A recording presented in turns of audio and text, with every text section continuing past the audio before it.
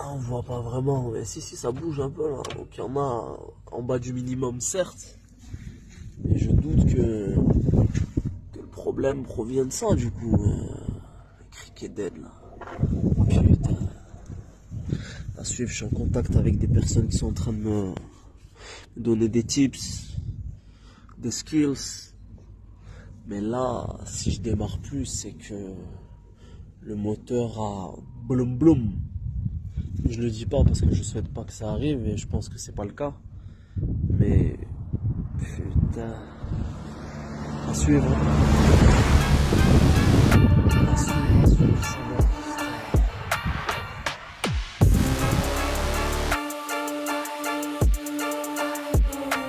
What's up, Drari? What's up, Français? Aïe, aïe, aïe, aïe, aïe, aïe, aïe! Gang! Ah, je rigole. Je pars en toupie d'entrée. C'est pas le but. C'est pas l'intérêt, man. Mais là, je me sens super bien. En vrai, je me sens bien tous les jours. All day is fucking great, man. Mais là, je viens de passer le poste frontalier de Guergueret, frontière mauritano-marocaine. Donc là, je suis du côté Maroc, Maghreb. Je suis dans le Sahara. Ça y est, c'était très très dur de quitter le Sénégal, vraiment. J'étais assez triste, même si pas de tristesse pour les vrais gars, pas pour faire le mec homme, blabla, mais dans le sens où quand tu te permets d'aller découvrir des contrées du monde, il faut être prêt à les quitter. Quand tu es prêt à aller loin de chez toi, automatiquement il faut être prêt à quitter les siens, donc les gens qui font partie de ton quotidien. Donc ça aussi, ça l'a été, mais c'est des étapes de la vie pour se construire, pour devenir, pour découvrir, pour... Vraiment, il n'y a que du positif derrière tout ça. Donc, quand je parle de l'aspect tristesse, c'est pas tant triste que ça, mais c'était assez difficile pour moi de quitter le Sénégal parce que je pense ne pas avoir découvert l'intégralité, certes, mais encore beaucoup de great place in Senegal, really, because this city is so amazing. Mashallah. Yeah, really. Sénégal, c'est bien. Et là, bon, en toute transparence, les goûts, les couleurs, chacun est libre. Hein, on a tous des goûts différents vis-à-vis de l'aspect géographique également. Nouadhibou, ça m'a fait plaisir d'y passer quelques temps, une petite semaine. Mais ça a moins été difficile pour moi de quitter Nouadhibou que le Maghreb ou que le Sénégal. La Gambie, too easy for me. Sans jugement, encore une fois. C'est mon scénario personnel qui a fait que. Et de l'amour pour toutes les places, de l'amour pour tous les gens que j'ai rencontrés. Shukran bezef à tout le monde. Djerejef, Djokonjar, Shukran. Jarama, Poulo, Jarama. Il y a beaucoup de Poulo aussi à Mauritanie. Et bref. Là, le point que je souhaitais évoquer en premier lieu, c'est que, je me sens super bien d'avoir passé ce portail, ce poste frontalier. Vraiment, j'ai énormément de route à venir, parce que la traversée du Sahara occidental, elle est énorme. Vraiment, là, je suis en plein dedans, mais là, je vais me taper 4-5 heures full, direction un petit village de pêcheurs que j'avais pu découvrir lors de l'allée, donc lors de la descente du Sahara direction Mauritanie, il y a 3 mois en arrière. Et je souhaite repartir dans ce petit lieu qui était vraiment magique. Et personne, après j'étais solo. Après avoir à suivre la météo, là il fait chaud, il y a quand même du vent, mais il fait chaud, il fait bizarre, c'est pas mal, bien. Rien que redécouvrir le Maghreb, entendre parler maghrébin, Darija, les dialogues sont plus fluides, tout est plus fluide. Certes, je suis pas marocain, je suis né en France d'origine marocaine, des 2 parents avec un père qui est aussi Chouya Djezeri, mais je sais pas, je me sens chez moi full, tout comme mes 6 précédents, je dis n'importe quoi, c'est l'émotion, man. Non mais j'ai passé 6 mois au Maroc, Là, je viens de check tout ça. J'ai passé 6 mois au Maghreb en 2025 et j'ai passé 3 mois entre la Mauritanie, Sénégal, Gambia. Et là, je suis de retour au Maghreb. Probablement pas pour 6 mois, même sûr. Je vais peut-être gérer 1 mois, 2 mois maximum. Et après, je suis de retour en Europe, Espagne et France. Mais ouais, ça m'a manqué le Maghreb, ça m'a manqué et je me sens vraiment chez moi et pourtant je suis à peine guerguerette. Je vais probablement pas passer à Dakhra parce que j'ai la flemme, j'ai pas vraiment un temps révolu. Il faut que je trace, j'ai des choses à gérer en mécanique encore dans le nord du Maroc. J'ai beaucoup de gens à voir, beaucoup de drari, courtés, magnifique, mashallah. Et bref, j'arrête de dire bref et je passe à autre chose. Ce passage à Guergueret, donc il m'a fait ressortir en moi une certaine émotion. Tout d'abord celle d'être heureux d'être retour en terrain conquis. Je suis pas un conquérant, ok. Mais tout ça pour dire que voilà, je me retrouve dans un pays qui vibre pour moi et qui m'apporte beaucoup déjà en mode DNA, mais aussi tous les gens que j'ai rencontrés les 6 mois passés ici. Et mis à part ça, ça m'a rappelé une histoire qui était présente dans mon empreinte numérique, perdue, volée en Gambie. Je le répète à chaque fois, smahli. Et ouais, ça m'a rappelé une histoire que j'ai vécue ici. Quand je suis arrivé à Guergueret, donc le poste frontalier marocain en direction de la Mauritanie, où j'étais il y a à peine 1 heure en arrière, j'ai fait un joint de culasse et j'ai eu une putain de galère de ouf à ce moment-là. Je suis tombé sur des mécaniciens qui voulaient me haggar little bit, you know, c'est normal, on est dans un endroit où il n'y a rien, la ville la plus proche elle est très loin, donc les pièces auto, de mécaniciens, tout est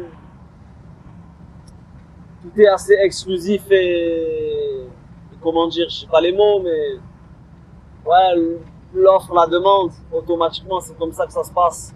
Il y a très peu d'offres, il y a beaucoup plus de demandes, donc l'offre est assez onéreuse. Et c'est légitime, mais voilà, quand tu es un gaoré ici, comme moi, automatiquement tu te bats, surtout quand tu es d'origine marocaine, tu te bats pour leur faire comprendre qu'il faut pas me niquer. Smahli, afek, vas-y doucement s'il te plaît, ok?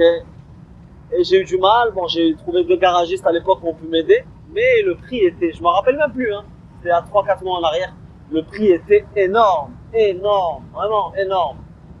Et j'ai fait marcher le peu de contacts que j'ai au Maghreb, notamment un monsieur que je respecte et qui m'a beaucoup aidé à Rabat, Shukran Bezef, si tu te reconnais, qui m'a mis en relation avec un douanier, également Shukran Bezef à lui, parce qu'il m'a sauvé, il m'a tendu une perche énorme quand j'étais à Guergueret il y a 3 mois en arrière, c'était ouf. Il est venu, après maintes reprises, beaucoup d'échanges avec les fameux garagistes, qui ont ramené tous leurs collègues, ils étaient 4, 5, 6. Je me rappelle, il faisait nuit, et c'était en pleine négoce. Et j'ai dit non, là, parce que c'était bezef. Je crois que ça me coûtait peut-être 500 €, 5000 dirhams. Bref, comme je l'ai répété, comme je l'ai précisé précédemment, la loi de l'offre et la demande fait que n'importe quel toubab, n'importe quel gaori l'aura accepté cette offre. Normal, tu te retrouves au milieu de nulle part, dans le Sahara, à la fin, t'acceptes, t'as pas le choix, sinon ton moteur il redémarre pas. Bref, joint de culasse, c'est pas vraiment une panacée. Et step by step, le douanier est arrivé.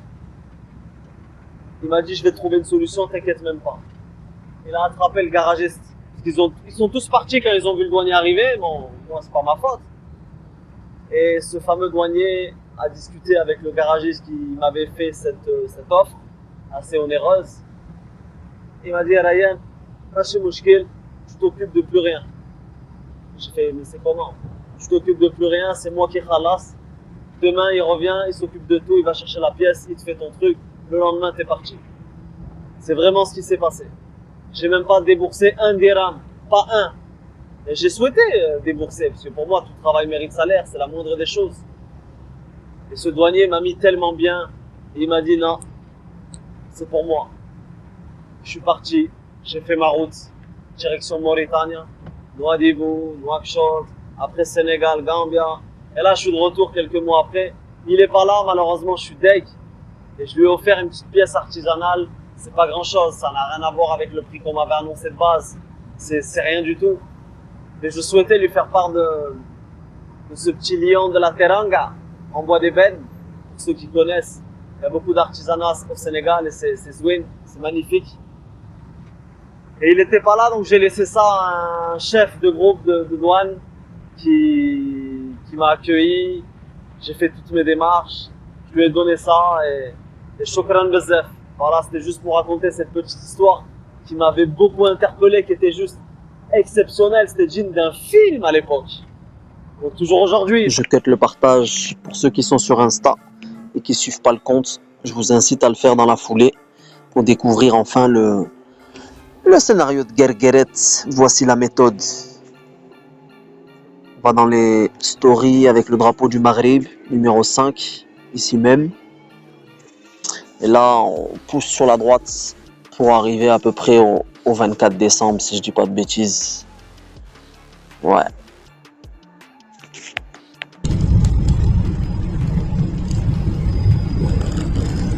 Au Maghreb, c'est déjà le no man's land. Putain, je suis un sgeg, c'est des aléas du direct. Mon moteur il s'est arrêté là. Là il y a le plus frontalier marocain. Et automatiquement il y a des risques. Et là, putain en fait j'ai un peu le liquide de refroidissement. Wallah. Sauf que voilà, c'est du passé et on passe vite à autre chose. Mais sincèrement, c'était digne d'un film. Je suis là, je tombe en panne, il commence à faire nuit, on me ravitaille, on me ramène dans un endroit un peu chelou. Oh, on me propose tant, sobezef, le douanier arrive, suite au contact que j'ai au Maghreb. Et le scénario suit. Ah, il suit quoi. Et le scénario suivant est exceptionnel. Et au final, voilà, tout porte à croire que l'énergie que tu portes, c'est pas pour, pour faire le mec, toujours avec modestie, mais quand t'es honnête, quand t'es plein d'amour et de respect envers autrui, je pense que on te le rend. C'est Dieu qui donne, c'est Dieu qui prend et c'est Dieu qui rend les choses à autrui. Et je sais pas comment expliquer, mais ce jour-là, je me suis vraiment senti vivant encore plus que les autres parce que j'étais dégoûté de ce qui m'arrivait, j'étais prêt à lâcher prise, à me dire bon ben c'était magnifique ces 6 mois au Maghreb, hein, maintenant faut accepter que voilà, ton moteur il est mort. Parce que moi je le voyais comme ça, alors que pas du tout. Faut accepter, faut voilà, Renault Trafic c'est fini. J'étais vraiment dans cette dynamique, tel un fou quoi. Mais j'étais déjà en train de passer à autre chose et de me résilier, et la résilience. Et au final, ben voilà, tu donnes, on te donne. Et l'amour, quand c'est inconditionnel, ben je pense que ça n'a aucune limite. Et il faut accepter que même les choses nazes que l'on vit sont bénéfiques.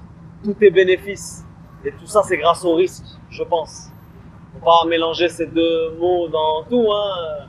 Moi, dans la santé, par exemple, je pose le pour et le contre entre les bénéfices et les risques.